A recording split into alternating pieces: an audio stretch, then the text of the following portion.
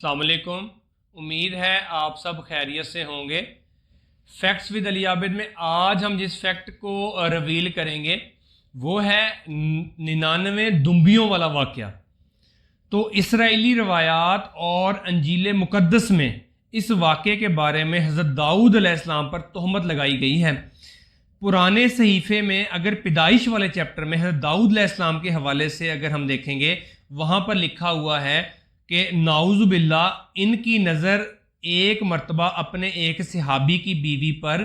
جو کہ چھت پر وہ کھڑی تھی اس پر نظر پڑ گئی تو وہ ان کو پسند آ گئی، نعوذ باللہ من ذالک۔ اب وہ ان کو بڑی پسند آئی اور اس کا جو خاوند جو صحابی تھا حضرت داؤد علیہ السلام کا، اوریا نام تھا اس کا، یعنی کہ وہ جو صحابی جس کی بیوی نعوذ باللہ من ذالک کہتے ہیں کہ حضرت داؤد علیہ السلام کو پسند آئی، اس کا نام اوریا تھا۔ تو صحابی کو انہوں نے میدان جنگ میں آگے بھیج دیا اور وہ قتل ہو گیا، اور نعوذ باللہ من ذالک ان کو قتل کروایا حضرت داؤد علیہ السلام نے، اور پھر نعوذ باللہ من ذالک ان کی بیوی سے شادی کر لی۔ یہ تمام ملتا ہے ہمیں پرانے صحیفوں میں، جو بھی انجیل مقدس میں اور تورات میں، کیونکہ وہ ٹیمپرڈ فارم میں ہے، اللہ نے اس کی گارنٹی بھی نہیں لی تھی کہ وہ ان کو اسی حالت میں رکھے گا جس حالت میں وہ ہے ما سوائے کہ قرآن پاک کے۔ تو اب ان میں پھر لوگوں نے بعد میں تبدیلیاں کر دی۔ تو یہ ایک جھوٹا واقعہ ہے جو کہ پرانی تبدیل ہو چکی کتابوں میں موجود ہے۔ اس کو بیان کرنے کا مقصد ہے کہ ان کو ملایا جاتا ہے 99 دمبیوں والے واقعے کے ساتھ، جو کہ سورہ سعاد میں آیا ہے کہ حضرت داؤد علیہ السلام کو ان کی زندگی کی ایک بہت بڑی غلطی پر اللہ پاک نے تنبیہ کی تھی، اور وہ نعوذ باللہ من ذالک یہ واقعہ ہے۔ واقعہ ضرور ہے لیکن وہ واقعہ یہ واقعہ نہیں ہے۔ اللہ پاک نے سورہ سعاد میں بالکل سمجھایا ہے اپنے نبی کو، لیکن اس واقعے کو یعنی کہ 99 دمبیوں والے واقعے کو اس صحابی کی بیوی کے ساتھ ملایا ہے اس کتابوں میں جو کہ تبدیل ہو چکی ہیں، اور ان کتابوں کی ہم کوئی ذمہ داری نہیں لیتے۔ ہاں، ہم ان کا جواب اب ضرور دیں گے۔ تو کچھ جاہل لوگ اور کفار بولتے ہیں ایسا کہ یہ واقعہ بیسیکلی وہ والا واقعہ تھا، جبکہ نعوذ باللہ من ذالک یہ وہ واقعہ بالکل بھی نہیں تھا۔ پھر پارہ نمبر 23 سورہ نمبر 38 اور آیت نمبر 21، اس آیت میں بعض مفسر یہ کہتے ہیں کہ یہ دو فرشتے تھے، وہ جو واقعہ بھی ہم اس کو ڈسکس کریں گے، اور بعض کہتے ہیں یہ نیک لوگ تھے جو داؤد علیہ السلام کو ان کی غلطی پر آگاہ کرنا چاہتے تھے، اور اس کے لیے ایک فرضی کیس بنایا گیا، یعنی کہ کیس ایسا انہوں نے بنایا دو نے لڑ کر کہ وہ ویسا ہی کیس تھا ایگزیکٹ بالکل جو حضرت داؤد علیہ السلام کے وقت میں ایک واقعہ ہوا تھا، اور آپ کو سکھانا مقصد تھا، اور سکھانا آپ کو اللہ نے تھا۔ اللہ نے قرآن میں اس کو پورا ڈسکس کیا ہے۔ تو کیا تم جھگڑا کرنے والوں کی تمہیں خبر ملی جب وہ دیوار پھاند کر محراب میں آ گئے؟ جب حضرت داؤد علیہ السلام کے پاس پہنچے پس یہ ان سے ڈر گئے، انہوں نے کہا خوف نہ کیجئے، ہم دو فریق کے مقدمہ ہیں، ہم میں سے ایک نے دوسرے پر زیادتی کی، پس آپ ہمارے درمیان حق کے ساتھ فیصلہ کر دیجئے اور نا انصافی نہ کیجئے اور ہمیں سیدھی راہ دکھائیے۔ سنیے، یہ میرا بھائی ہے، اس کے پاس 99 دمبیاں ہیں اور میرے پاس ایک ہی دمبی ہے، لیکن یہ مجھ سے کہہ رہا ہے اپنی یہ ایک دمبی بھی مجھے دے دو، اور مجھ پر یہ بڑی سختی بھی برتتا ہے۔ پھر 24 نمبر آیت ہے، اس کو آیت سجدہ بھی کہتے ہیں۔ تو ہم سجدہ کسی بھی حالت میں کر سکتے ہیں، اس کے لیے جائے نماز پہ کھڑا ہونا ضروری نہیں ہے، ماتھا لگانا افضل ہے، لیکن سجدہ ہم اس طرح بھی کر سکتے ہیں کہ اللہ اکبر۔ تو آپ نے فرمایا کہ اس کا اپنی دمبیوں کے ساتھ تیری ایک دمبی ملا لینے کا سوال بے شک تیرے اوپر ایک ظلم ہے، اور اکثر حصہ دار اور شریک ایسے ہی ہوتے ہیں کہ ایک دوسرے پر ظلم کرتے ہیں، سوائے اس کے جو ایمان لائے جنہوں نے نیک عمل کیے، اور ایسے لوگ بہت ہی کم ہیں۔ اور حضرت داؤد علیہ السلام سمجھ گئے کہ ہم نے انہیں آزمایا ہے۔ پھر تو آپ نے رب سے استغفار کرنے لگے اور عاجزی کرتے ہوئے گر پڑے اور پوری طرح رجوع کیا۔ نیکسٹ آیت ہے، بس ہم نے بھی ان کا وہ قصور معاف کر دیا، یقیناً وہ ہمارے نزدیک بڑے مرتبہ والے اور بہت اچھے ٹھکانے والے ہیں۔ نیکسٹ آیت ہے، اے داؤد ہم نے تمہیں زمین میں خلیفہ بنا دیا، تم لوگوں کے درمیان حق کے ساتھ فیصلہ کرو اور اپنی نفسانی خواہش کی پیروی نہ کرو، ورنہ وہ تمہیں اللہ کی راہ سے بھٹکا دے گی۔ یقیناً جو لوگ اللہ کی راہ سے بھٹک جاتے ہیں ان کے لیے سخت عذاب ہے، اس لیے کہ انہوں نے حساب کے دن کو بھلا دیا تھا۔ نیکسٹ آیت ہے، ہم نے آسمان اور زمین اور اس کے درمیان کی چیزوں کو ناحق پیدا نہیں کیا، یہ گمان تو کافروں کا ہے، سو کافروں کے لیے خرابی ہے آگ کی۔ اور یہ 28ویں آیت بہت سخت آیت ہے کہ کیا ہم ان لوگوں کو جو ایمان لائے اور نیک عمل کیے ان کے برابر کر دیں گے جو ہمیشہ زمین میں فساد مچاتے رہے، پرہیزگاروں کو بدکاروں جیسا کر دیں گے؟ اللہ پاک فرماتا ہے نہیں، ان کے لیے دوزخ کی، جہنم کی آگ کی انہیں خوشخبری سنا دو، ایسے لوگ جنہوں نے فساد فی الارض کیا۔ تو اب یہاں پر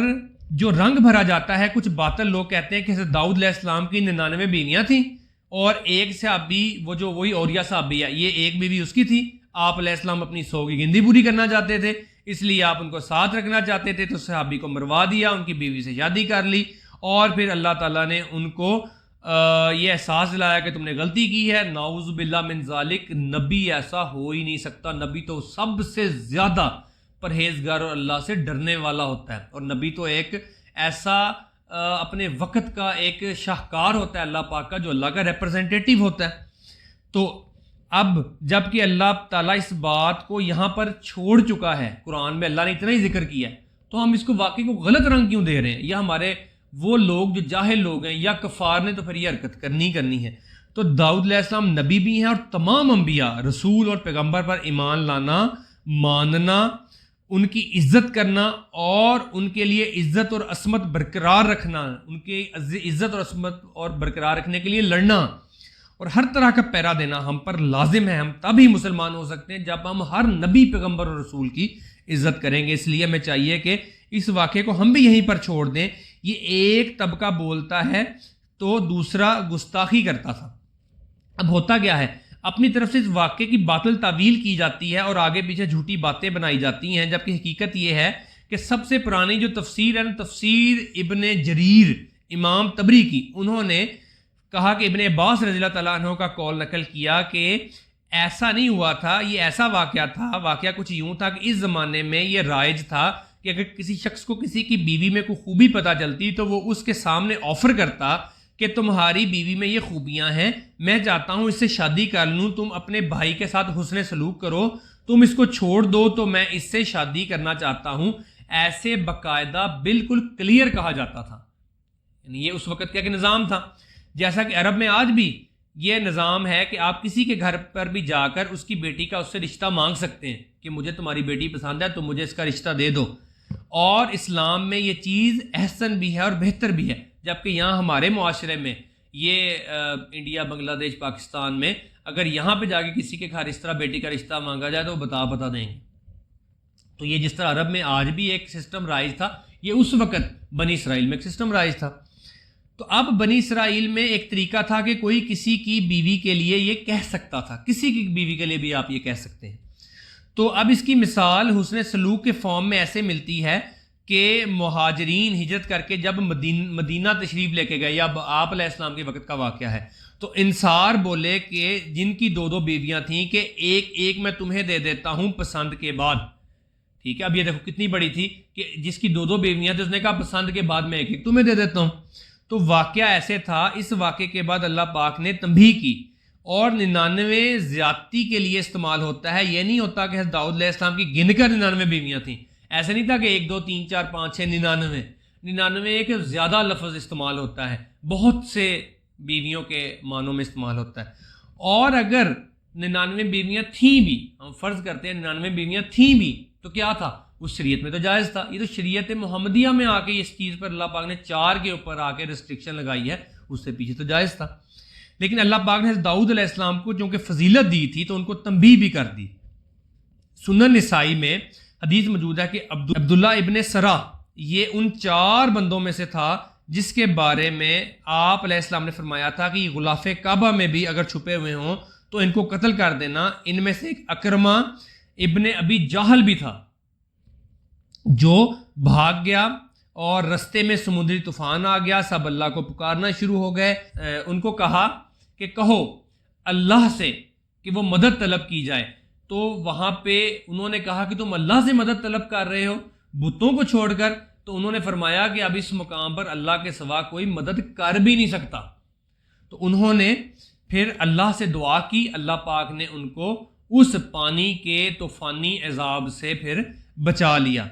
تو انہوں نے کہا کہ اے اللہ تو مجھے اس عذاب سے بچا لے گا تو میں نبی کریم صلی اللہ علیہ وآلہ وسلم کے ہاتھ پر جا کر اسلام قبول کر لوں گا۔ پھر وہ جب بچے تو وہ آ کر انہوں نے پھر حضور علیہ السلام کے ہاتھ میں چوری چھپے ایمان مانگا، آپ علیہ السلام نے معاف کر دیا۔ حالانکہ قتل کا فتویٰ تھا، باپ امت کا فرعون تھا اور بیٹا صحابی تھا، باپ ابو جہل تھا، بیٹا اکرمہ بن ابی جہل، اور یہ جنگ یرموک کے موقع پر شہید بھی ہوئے تھے۔ تو عبداللہ بن سعد ابن سرا وہ حضرت عثمان رضی اللہ تعالیٰ عنہ کا رشتہ دار بھی تھا، تو حضرت عثمان غنی رضی اللہ تعالیٰ عنہ ان کو آپ علیہ السلام کے پاس لے آئے۔ آپ علیہ السلام نے اپنا رخ انور پھیر لیا، ایک سائڈ پہ چہرہ مبارک کر لیا، وہ وہاں سے لے کر آیا آپ نے اپنا رخ انور پھر پھیر لیا، وہاں سے لے کر آیا اپنا رخ انور پھر پھیر لیا، پھر پھیر لیا۔ تو جب ایسا 3-4 مرتبہ ہوا تو اس دوران آپ علیہ السلام نے پھر ان کو معاف کر دیا۔ اب وہ کاتب وحی بھی تھا تو مرتد ہوا تھا۔ اب بخاری مسلم میں ایک حدیث ہے کہ ایک کاتب وحی مرتد ہو گیا، مر گیا، اس کو زمین میں دفناتے تھے، زمین اس کو اٹھا کر باہر پھینک دیتی تھی۔ تو نبی کریم صلی اللہ علیہ وآلہ وسلم اب اس کو معاف نہیں کرنا چاہتے تھے، لیکن چونکہ اب وہ آپ رخ انور پھیر رہے تھے اور بار بار آپ کو کہا جا رہا تھا کہ آپ معاف فرما دیں، تو آخر آپ نے فرمایا کہ چلو اس کا اسلام قبول ہے۔ جب وہ چلے گئے تو نبی کریم صلی اللہ علیہ وآلہ وسلم نے فرمایا تم میں سے کوئی ایک آدمی بھی ایسا نہیں تھا کہ مجھے رخ انور پھیرتا ہوا دیکھتا اور اٹھ کر اس کو قتل کر دیتا، جبکہ میں نے فرمایا تھا کہ اس کو غلاف کعبہ میں بھی قتل کر دو، تو میرے سامنے جب وہ آیا تم نے اس کو قتل کیوں نہیں کیا؟ تو جب تم دیکھ رہے تھے میں اس کی توبہ بھی قبول نہیں فرما رہا، تو صحابہ نے فرمایا کہ آپ ایک مرتبہ ہمیں آنکھ سے اشارہ کر دیتے، یعنی ایسے کر کے جب ہم کسی کو اشارہ کرتے ہیں تو آپ آنکھ سے اشارہ فرما دیتے، تو آپ نے فرمایا کہ میرے لیے یہ شایع نہیں ہے کہ میں آنکھ سے اشارہ کروں۔ تو اب یہاں پہ اس حدیث کو ہم حضرت داؤد علیہ السلام کی حدیث کے ساتھ ملائیں گے کہ جیسے یہاں پہ نبی علیہ السلام کو یہ شایع نہیں ہے کہ وہ آنکھ سے اشارہ کریں، ایسے ہی چاہے اس امت میں بہت سی بیویاں رکھنے کے باوجود اگر کسی کی بیوی پسند آتی ہے تو اس کو آفر کر سکتے تھے، لیکن جو کہ داؤد علیہ السلام نبی تھے ان کے لیے شایع نہیں تھا کہ وہ اس طرح کی آفر کرواتے۔ تو اب جیسے یہاں پہ نبی علیہ السلام کے لیے اعلیٰ اخلاق کی وجہ سے شایع نہیں، ویسے داؤد علیہ السلام کو بھی اللہ پاک نے تنبیہ کی تھی کیونکہ ان کے لیے بھی یہ شایع نہیں تھا۔ اب اس عورت کا خامد بائی چانس کسی جنگ میں مارا گیا، بعد میں داؤد علیہ السلام نے اپنے نکاح کے لیے اس کو ایک پیغام بھیجا تو اس نے وہ قبول کیا، پھر وہ نکاح ہو گیا۔ اب یہ اصل واقعہ ہے جو حقیقت ہے، جبکہ باطل جھوٹے اور کفار اس جھوٹے واقعے کو اپنے حساب سے بنا کر پیش کرتے ہیں، لہذا تمام انبیاء کی عزت، عصمت، بڑائی، برتری، سچائی کا تحفظ ہمارا ایمان ہے، ہمارا مذہب ہے، ہماری آخرت ہے، ہمارا اسلام ہے، اور تمام انبیاء پر ایمان لانا ہمارا فرض ہے، ورنہ انکار یا بغض رکھنے والا کافر مرے گا اور ہمیشہ کی جہنم کا باعث آگ کا مستحق ہوگا۔ یہ وہ واقعہ ہے 99 دمبیوں والا جس کو کفار اور مشرکین جو ہے وہ لنک کرتے ہیں داؤد علیہ السلام کی یہ بول کر کہ 99 بیویاں تھیں اور وہ 100 بیویاں کرنا چاہتے تھے، اس 99 دمبیوں والے واقعے کے ساتھ کہ وہ شخص 100 کرنا چاہتا تھا، جبکہ اللہ پاک اس واقعے کے ذریعے داؤد علیہ السلام کو کچھ اور چیز سمجھانا چاہ رہا تھا کہ تم باقی لوگوں کی طرح کسی کی بیوی کے لیے آفر نہیں کر سکتے ہو، یعنی کہ اس شخص کی جس کی وہ بیوی ہے کی زندگی میں، تو آپ نے پھر وہ ان کی وفات کے بعد جب وہ بائی چانس شہید ہوئے ان کو پیغام بھیجا تھا۔ امید ہے یہ والا لیکچر ہمیں سمجھ آیا ہوگا، اگر اس میں کوئی بھی ٹیکنیکل چیز ہوگی ہم اس کو کمنٹ باکس میں ڈسکس کریں گے، اور اگر مزید ویڈیو بنانا پڑے گی ہم ویڈیو بھی بنائیں گے۔ السلام علیکم۔